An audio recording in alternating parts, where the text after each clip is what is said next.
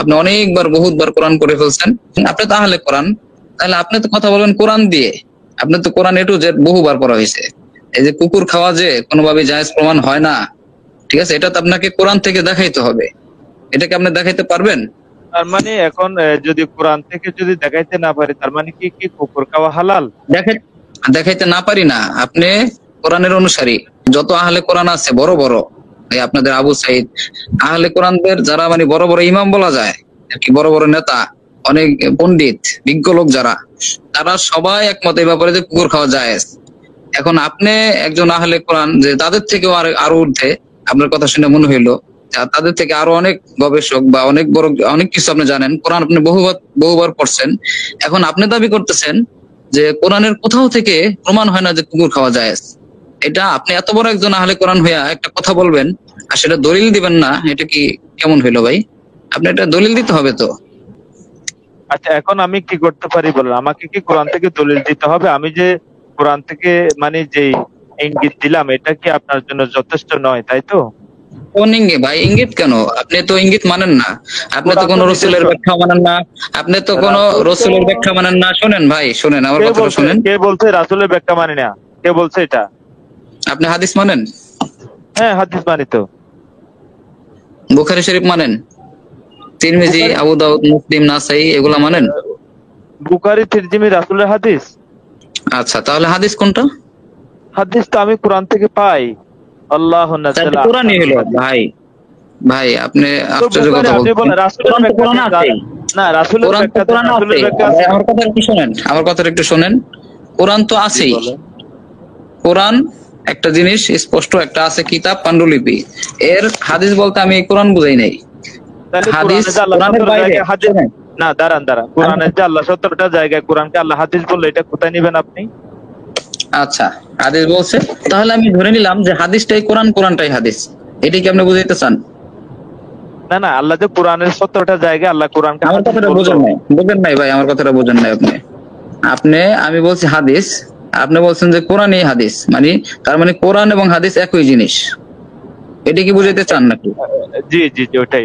হ্যাঁ, তার মানে হচ্ছে এই কথাটা আমি একটু আগেও বলছি, আপনি বুঝতে পারেন নাই যে আপনি কোরআনের বাইরে কিছুই মানেন না। আপনি বলছেন, আমি বলছি যে হাদিস মানেন না, এর দ্বারা আমি বুঝাইছি যে বুখারী, মুসলিম এইগুলার কথা বুঝাইছি, ঠিক আছে? তার মানে হচ্ছে আপনি কোরআনের বাইরে অন্য কিছু মানেন না, মানে রসুলের এইটি বা বুখারী, মুসলিম এগুলো কিছুই মানেন না, আপনি মানেন শুধুমাত্র কোরআন। রাসূলের ব্যাখ্যা নিবে এখন। আমি রাসূলের ব্যাখ্যা, বুখারী না, বুখারীটা না, বুখারী, তিরমিজি, ইবনে মাজাহ এগুলো না, রাসূলের ব্যাখ্যা চাই আমি। রাসূলের ব্যাখ্যাটা কোথায় পাবো আমরা? আপনি দেন আমাকে, কোথায় আছে দেন। উনি কিন্তু কোরআনের বাইরে কিছুই মানেন না, ঠিক আছে? কোরআনের বাইরে কিছুই মানেন না। তাহলে আমরা কোরআনের বাইরে জিনিস দিয়ে আলোচনা করবো না, কোরআন থেকে আলোচনা করব। তাহলে উনি বলতেছেন কোরআনের কোন আয়াত দিয়ে এটা প্রমাণ হয় না যে কুকুর খাওয়া জায়েজ। তাহলে এটা তো ওনাকে দেখাইতে হবে কোরআন থেকে। উনি যেহেতু কোরআনের অনুসারী, ওনাকে অবশ্যই কোরআন থেকে দেখাইতে হবে। এখন আমি কোথা থেকে দেখাতে পারবো না পারবো হাদিস থেকে, এটা উনি আমার কাছে কেন জানতে চাবে? কারণ উনি তো হাদিস মানেন না। ওনাকে যেই জিনিস উনি মানেন না সেই জিনিস আমি কেন দেখাবো? উনি কোরআনের বাইরে কিছুই মানেন না। তাহলে কে বলছে? আপনি বারবার আমার উপর একটা অভিযোগ করছেন হাদিস মানে না। আমি কোরআনের বাইরে বলছি ভাই, আমার কথাটা বোঝেন নাই। আমি বলছি কোরআনের বাইরে আপনি কিছু মানেন না। আপনি তো একটু আগে বলছেন যে হাদিস হইলো কোরআনে আছে, মানে কোরআনই হাদিস। একটু আগে তো আমার সাথে একমত হইলেন যে কোরআনই হাদিস, হাদিসই কোরআন। আমি বলছি হাদিস মানি, আল্লাহু নাযালা আহসানুল হাদিস, বা উত্তমটা মানি আর কি। ভাই হাদিসটা কোনটা ভাই ক্লিয়ার করেন। ভাই একটু কথাগুলা হয়ে যাচ্ছে। ভাই হুজুর কথা বলতে দেখেন, আপনার ঢোকার দরকারটা কি আমি তো বুঝতেছি না। না, হুজুরকে না, ওই হাদিস বলতে হুজুর কি বোঝাচ্ছে আগে এটা বুঝায় দিই কোরআন, তারপর। আজাদ ভাই, আমি আপনার সাথে দ্বিমত। আজাদ ভাই, উস্তাদ কথা বলতেছেন, আপনি উস্তাদকে কথা বলতে দেন। চলুন আজাদ ভাই। হ্যাঁ, আমি আবারও ক্লিয়ার করছি আপনাকে যে আপনি একটু আগে আমার সাথে একমত হয়েছেন যে কোরআনই হাদিস, ঠিক আছে? মানে হাদিসটা আপনার কোরআনের বাইরে না। হাদিসটা কি আপনার কোরআনের বাইরে না কোরআনের ভিতরে? এটা একটু বলেন এক কথায়। না, রাইট, কোরআনের ভিতরে আছে হাদিসটা। হ্যাঁ, তার মানে যদি আপনি শুধু কোরআন মানেন তাহলে আপনার হাদিস মানা হয়ে গেল, তাই তো? তবে হুজুর আমি আপনাকে আরেকটা কথা বলি, যখন আরে ভাই আপনি এইটা একটু ক্লিয়ার করেন ভাই, আপনার কথা তো শেষ হয় নাই। এর পরিপ্রেক্ষিতে আপনার না ঠিক আছে, আপনার উত্তরটা তো আমার শেষ হয় নাই। না আপনার যেহেতু আপনার সাথে আমার একটা আলোচনা হচ্ছে, আমি আপনাকে আরে ভাই যেহেতু ওটা একটু রাখেন। মানে বেকু বাংলাও বোঝে না ঠিক মতো, হুজুর কি বলতেছে আর ও পাগলের মতো কি বলতেছে, চিন্তা করেন। কই খেয়াল কই রাখেন কই? আবার ব্যাকে এসে বসে রইল কিনা। না না ঢুকতেছে না। হ্যাঁ ওই পিছন থেকে টনটনে হাদিস দেয় ঠিক আছে, কিন্তু সামনে এসে হাদিস দেয় যেতে পারে না, সমস্যা তো এই জায়গায়। না একটু রাখেন না। আচ্ছা আপনি একটু আগে আমাকে বলছেন যে কোরআনের বাইরে আপনি বলতে হাদিস বোঝেন, যাই বোঝেন হাদিস থেকে দলিল চাচ্ছেন। এক নম্বর, কুকুরের ব্যাপারে দলিল দেখাবেন কোরআন থেকে, আপনি যেহেতু কোরআনের অনুসারী এবং বহুবার কোরআন পড়ছেন। 2 নম্বর হচ্ছে কোরআনের বাইরে তো আপনি কিছু মানেন না, তাহলে আপনি কেন বলতেছেন যে অন্য কোথাও থেকে দেখান? এই প্রশ্ন আপনি কেন করতেছেন? আমি দেখাবো কেন? আপনি আপত্তিটা করছেন আপনি, এবং দাবি করছেন আপনি। যে দাবি করবে দলিল তো সে দিবে। আমি তো কোনো দাবি করি নাই। আমি কি কোনো দাবি করছি ভাই? মিজান ভাই, আমি কি কোনো দাবি করছি? ভাই আচ্ছা ঠিক আছে, আমি আপনার প্রশ্নটা যেভাবে আপনি যেহেতু করেছেন প্রশ্নটা, তাইলে আমি সেই অনুযায়ী বলতেছি যে পবিত্র কোরআনের একটা আয়াতে বলা হচ্ছে তাহারা কুকুরের ন্যায়, তাহাদের পিঠের উপর বোঝা চাপাই দিলেও তারা হাঁপাইতে থাকে এবং বোঝা না চাপাইলেও তারা হাঁপাইতে থাকে। এই একটা কুকুরের দৃষ্টান্ত আল্লাহ দিয়েছেন। আরেকটা দৃষ্টান্ত থেকে যদি আমরা কোরআন থেকে একটা নিদর্শন আয়াত চিহ্ন, ঠিক আছে, তারপরে তার মানে কুকুর হাঁপাইতে থাকে, এই জন্য কুকুর খাওয়া যাবে না। কোরআনের সেই ইঙ্গিত অনুযায়ী আরেকটা ঘটনা আছে, সেটা হচ্ছে যে শিকারী প্রাণী তোমাদের জন্য, শিকারী পশুরা যেটা ধরে নিয়ে আসে তোমাদের জন্য সেটা হালাল করা হয়েছে, আল্লাহ শিকারীকে খাইতে বলে নাই। তাহলে 3টা পয়েন্ট দিয়ে আমি বুঝাইছি। 3টা পয়েন্টের ভিতরে প্রথম কোন পয়েন্টটা দিল? কোনো পয়েন্ট দেয় নাই ভাই, ওর কথার মধ্যে কোনো পয়েন্ট নেই, তো বোঝাই না পয়েন্ট। তাইলে যেটা থাকলে আমাকে দেন ভাই। একসেপ্টেবল আমার কাছে হবে কেন? আপনার নিজের কাছে কি একসেপ্টেবল হয়েছে? আপনি একটু বিষয়টা একটা দলিল আপনাকে দেখাইতে বলছি, আপনি বলতেছেন যে আমার কাছে এটা, হ্যাঁ আপনার কাছে ক্লিয়ার, কিন্তু আপনি বলছেন এটা ইঙ্গিত পাওয়া যায়, এটা ইঙ্গিত পাওয়া, তার মানে আপনার একটা এখানে ইঙ্গিতের ব্যাখ্যা সুযোগ আছে। দলিল তো কোরআন হচ্ছে 45 নম্বর সূরা জাসিয়ার নম্বর আয়াত। পবিত্র কোরআনটা হচ্ছে মানব জাতির জন্য দলিল, পুরাটা নিদর্শন গুলোই দলিল। পবিত্র কোরআনে কি মুসা আলাইহিস সালামের বিয়ের ব্যাপারে যেটা বিয়ে শাদী করছে কোরআন দলিল বলা হয়েছে, নিদর্শন।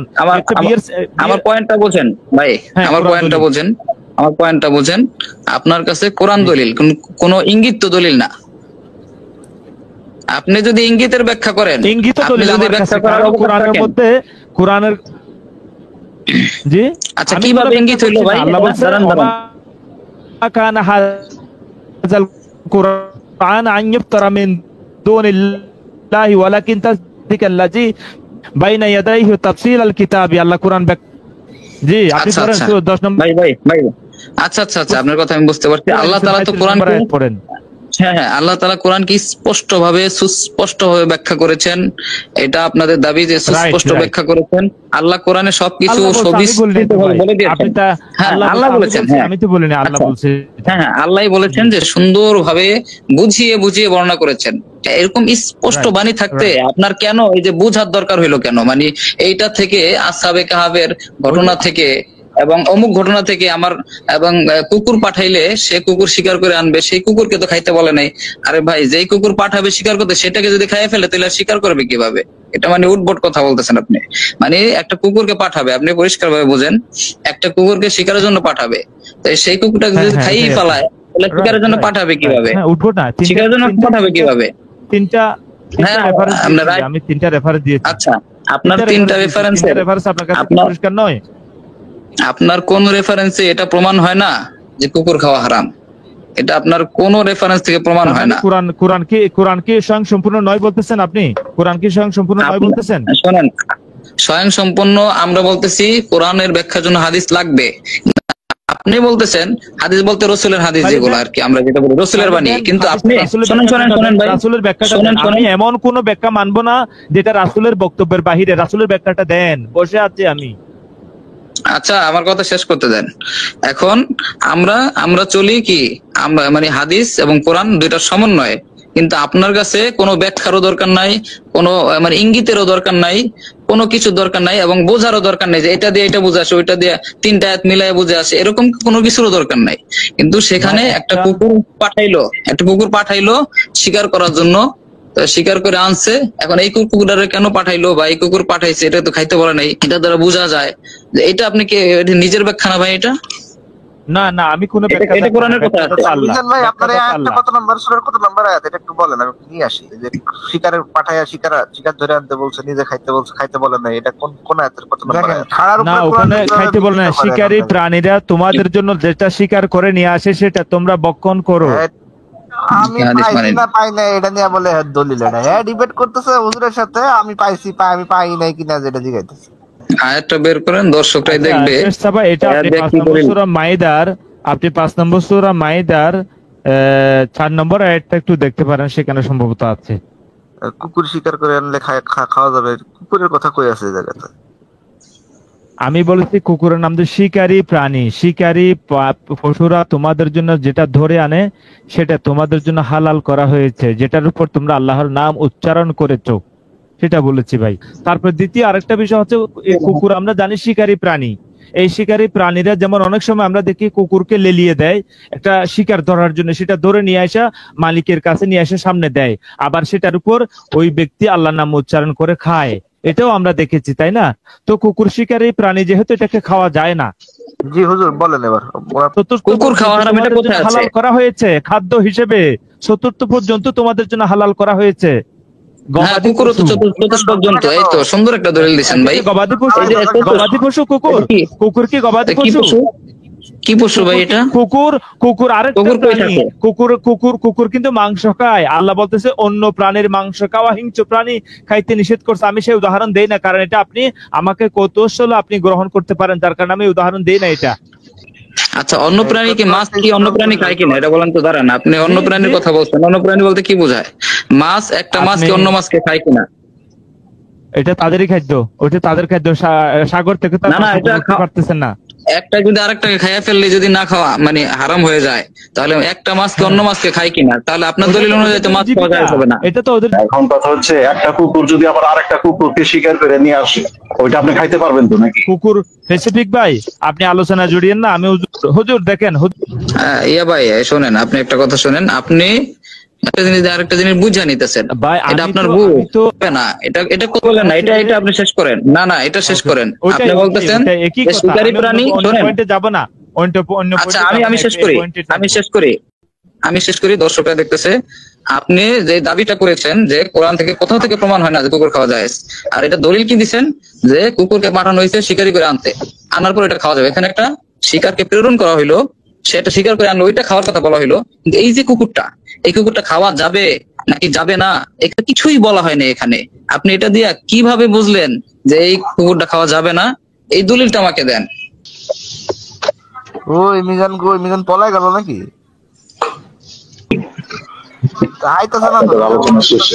মিজান তো ঢুকতেছে না। ওনার নিজের কোনো ব্যাখ্যা আমরা নিব না, আমরা সরাসরি কোরআন থেকে দেখাবো যে এই কুকুরটাকে পাঠাইলো। ব্যাখ্যাই না, আমি কোরআন থেকে দেখাচ্ছি। কোরআন একদম কোরআন থেকে কেমনে দেখালেন ভাই? ভাই কেমনে স্পষ্ট হইলো? আপনি একটা পশু, একটা কুকুর যায় একটা জিনিসকে শিকার করে আনছে। এখন এই শিকার করা প্রাণীটা মানে যেই পশুটাকে, সে ধরেন একটা মুরগি শিকার করে নিয়ে আসছে বা একটা কবুতর, এখন এই কবুতরটা খাওয়া যাবে কি যাব না এই বিধানটা এখানে বর্ণনা করা হয়েছে। কিন্তু যেই কুকুরটা গেছে, এই কুকুর যে খাওয়া যাবে না বা খাওয়া যাবে, এই জিনিসটা আমাকে এই ব্যাখ্যাটা দেন। কাহাবাসীরা প্রায় 300 বছর না কত বছর ঘুমিয়ে থাকার পরও কুকুরকে কেন খায় না, সেই ব্যাখ্যাটা দেন। না আপনি বলেন যে 300 বছর ঘুমিয়ে থাকার পরও মুদ্রা নিয়ে বাজারে গেল, এরপরও কুকুরকে ডিঙ্গিয়ে গেল, তারপরও কুকুর খাইলো না কেন, সেই ব্যাখ্যাটা দেন। কেন খাইলো না? আল্লাহ বলছেন কেন খাইলো না? সকল কিছু খাওয়া বৈধ, কিন্তু তারা কুকুরটাও খেতে এত বছর ঘুমিয়ে এত ক্ষুধার্ত, তারপরে কুকুর খাইলো না, ঘটনা কি ভাই? কুকুর কেন খাইলো না এটা আপনি একটা ব্যাখ্যা দাঁড় করে দিয়েছেন। কুকুর কেন খাইলো না এর মানে হইলো কুকুর খাওয়া হারাম, এটা আপনি ধরে নিলেন। এই কুকুরটা তাদেরকে রাস্তা দেখাইতো, তারা গিরিপথে ভয়ানক স্থানে এই কুকুরটা তাদেরকে রাস্তা দেখাইতো, এবং গুহার মধ্যে কোনো সাপ বিচ্ছু কোনো ভয়ানক কিছু আছে কিনা এগুলো দেখার জন্য এটা তাদের সঙ্গী ছিল। এই কুকুরটা যদি মানে তারা খায় ফেলে, তাহলে তাদের মৃত্যুর আশঙ্কা, মানে এই কুকুরটা খাইলে যে ভয়ানক বেশি গুহা বিভিন্ন, আপনি দেখবেন যে কুকুর দিয়া সেনাবাহিনীরা অনেক গিরিপথের কাজ করে, আপনার বিভিন্ন পাহাড়ি অঞ্চলে কুকুর অনেক প্রয়োজন হয়, ঠিক আছে, এই কারণে তারা খায় নাই। কিন্তু এইটা দিয়া আপনি তো এখানে আল্লাহ তাআলা তো বলেন নাই যে যেহেতু কুকুর খাওয়া হারাম, সুতরাং আসহাবে কাহাবের অনেক ক্ষুধা ছিল, যন্ত্রণা ছিল, পরেও ওটা খাইতে পারে নাই, এরকম তো আল্লাহ তাআলা কিছু বলেন নাই, ঠিক আছে, আল্লাহ তাআলা কিছুই বলেন নাই। আপনি কিভাবে বলতেছেন যে যেহেতু তারা খায় নাই সেহেতু হারাম? এটা তো আপনার একটা ব্যাখ্যা, এটা তো কোরআনে বলে নাই ভাই। আমার ব্যাখ্যা, এটা আমার ব্যাখ্যা, আপনি কিভাবে বুঝলেন? তারা মুদ্রা নিয়ে এত ক্ষুধা, ক্ষুধা অনেক, তারা আচ্ছা, মুদ্রা নিয়ে যান, অনেক ক্ষুধা, মুদ্রা, আমাদের অনেক ক্ষুধা, এরপরে কেন কুকুর? আমি আরেকটা উদাহরণ দিই, আমার বাড়িতে একটা কুকুর আছে, সেটা হচ্ছে যে লালন পালন করে আর কি বাসায়। আমার বাড়ির চারপাশ দিয়ে একটা লোক হাঁটতে পারে না, অথচ আমি গেলে দূর থেকে সে অবলোকন করে যে আমি আসতেছি, ঠিক আছে। কিন্তু মনে করেন যদি কোনো দূর থেকে একজন ব্যক্তি হেঁটে যায়, তাকে দৌড়ে গিয়ে তাকে কি করে, অর্থাৎ শত্রুকে মোকাবেলা করার জন্য কুকুর, শত্রুকে মোকাবেলা করার জন্য। কিন্তু সে জায়গায় আপনি যে বলতেছেন কুকুর কেন খাওয়া যাবে না, এটা তো কোনোভাবে অ্যাকসেপ্টেবল নয়। আচ্ছা ভাই, আপনি আপনার পয়েন্ট থেকে আপনাকে আমি ধরতেছি, এবার দেখেন একটু। আচ্ছা, কেউ যদি মৃত্যুর মানে অনন্য উপায় হয়ে যায়, মানে এখন তার কুকুর খাওয়া ছাড়া কোনো রাস্তা নাই, এই অবস্থায় কি কুকুর খাওয়া হালাল নাকি হারাম? এরপরে খাইতে পারবে না তাইলে? এখন আর যেহেতু কাহবাসীর খায় নাই তো দাঁড়ান, দাঁড়ান। টাকার আরে ভাই, আপনি তো আটকা পড়ছেন, দাঁড়ান একটু দাঁড়ান, আপনি আটকা পড়ছেন তো। আপনি দেখছেন প্যাসিফিক ভাই কিভাবে অলরেডি এখানে কিন্তু খারার উপর বিকৃতি করে ফেলাইলো, কিন্তু অলরেডি অস্বীকার করে ফেলাইলো একটা। আয়সা বসে আছে কিনা দেখেন ভাই, একটু চেক দেন। না ভাই, ওর সেই সাহস আজকে তো হবে না মোটেও। মানুষের ভুল ধরাই দেওয়ার পরে তো মানুষের ভাই একটা ৮০ বার কোরআন পড়ছে, ঠিক আছে, ৮০-৯০ বার কোরআন পড়া ফেলছে, এখনো পর্যন্ত এই আয়াতটা টের পাই নাই সে। এখানে যে আল্লাহ বলতেছে যে তীব্র ক্ষুধায় বাধ্য হবে, কোন পাপের প্রতি ঝুঁকে নয়, নিশ্চয়ই আল্লাহ ক্ষমাশীল পরম দয়ালু, এই যে আয়াতটা আল্লাহ বলছে, সহে পড়ে নাই তার। ৮০ বার কোরআন পড়ে ফেললো একটা মানুষ। আমাদের তবে ৮০ বার কোরআন পড়া লাগে না এটা চোখের মধ্যে আনতে। ঠিক ভাই বলেন ভাই, আমি আসলে কি বলবো ভাই এগুলারে? না, এগুলোর তো তেমন কিছু বলার নেই, এগুলো শুধু ওই ওদের ভুল ভাল যেগুলো হচ্ছে মানুষকে বিপদগ্রস্ত করতেছে, এগুলো আইনে এনে দেখাই দেন, পার্থক্যটা দেখাই দেন, সত্যটা দেখাই দেন, বাস বাদ বাকি যারা সত্য গ্রহণ করার তারা ঠিকই করবে। এই চিহ্নিত হাদিস অস্বীকারী এবং নাস্তিকদের সহোদর, তাদেরকেই আপনাদের সামনে পরিচয় করিয়ে দেই। মানুষ বিভ্রান্তিতে পড়বে, এগুলো বিষয়ে যখন আপনাদের সামনে উপস্থাপনা হবে, এদের কোনো কথাগুলিকে এবং এদের ট্যাবগুলিকে অবশ্যই আপনারা আলেমদের নিকট শরণাপন্ন হবেন এবং সেখান থেকে আপনারা শিক্ষাগুলো গ্রহণ করবেন।